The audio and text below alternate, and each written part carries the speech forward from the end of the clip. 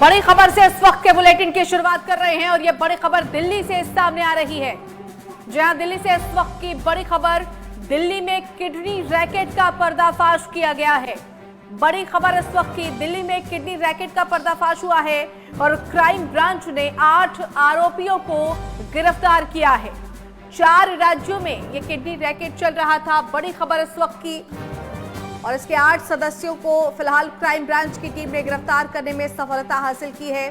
फर्जी दस्तावेज दिखाकर ये खरीद फरोख्त करते थे।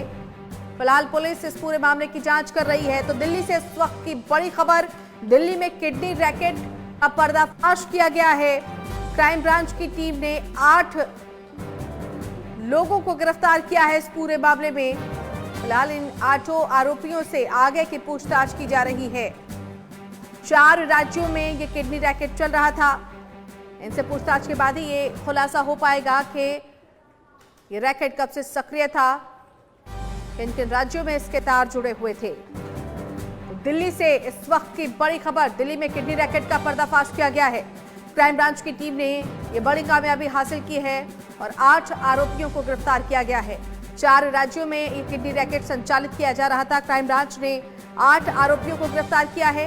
इनसे आगे की पूछताछ की जाएगी। फर्जी दस्तावेज दिखाकर ये खरीद फरोख्त करते थे। दिल्ली से इस वक्त की बड़ी खबर, दिल्ली में किडनी रैकेट का पर्दाफाश किया गया है। चलिए, संवाददाता नितिन धीमान हमारे साथ जुड़ गए हैं। नितिन, 8 लोगों को गिरफ्तार किया गया है किडनी रैकेट का, जिस तरह से पर्दाफाश हुआ है, विस्तार से बताएं। बिल्कुल, ये गैंग काफी दिनों से एक्टिव था और इसके जो मुख्य सरगना थे वो पहले ही महिला डॉक्टर दर्जन बहुत बड़े रडार पर है और 8 लोग और गिरफ्तार किए हैं। और ये अलग अलग स्टेट में फैले हुए, दिल्ली समेत चाहे हरियाणा, पंजाब की बात करें, अन्य राज्यों की बात करें, वहाँ तक के रैकेट। ये दरअसल बांग्लादेश से जो डोनर हैं उनको लाते थे और फर्जी पासपोर्ट बताते थे, उनको पैसे का लालच दिया जाता था और उनको मेडिकल टूरिज्म के नाम बताया जाता था।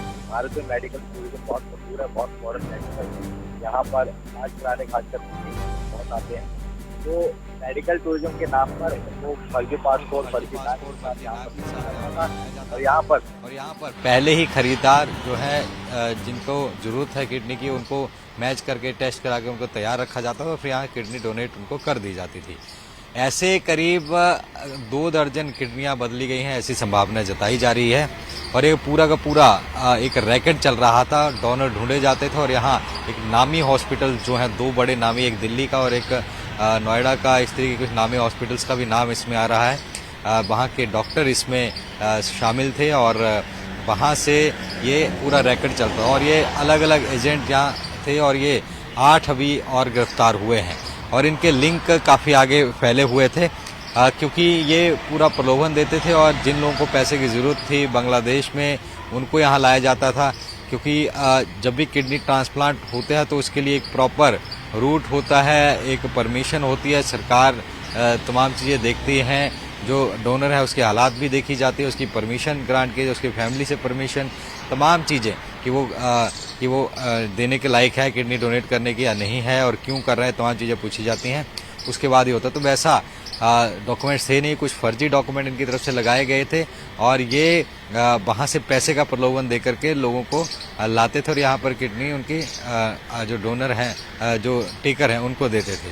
और ये पूरा एक बड़े हॉस्पिटल्स में मेडिकल भी गाहे बगाहे सामने आती रही है। बीते दिनों भी हमने देखा कि एक चर्चित हॉस्पिटल के डॉक्टर भी इस तरह के एक रैकेट में शामिल पाए गए। तो अस्पताल वालों की भी संलिप्तता, डॉक्टर्स की संलिप्तता, ये हैरान करने वाली है मानव अंगों की तस्करी में। और ये एक बहुत बड़ा क्राइम है जिसको रोकने के लिए काफी अथक प्रयास करना होगा।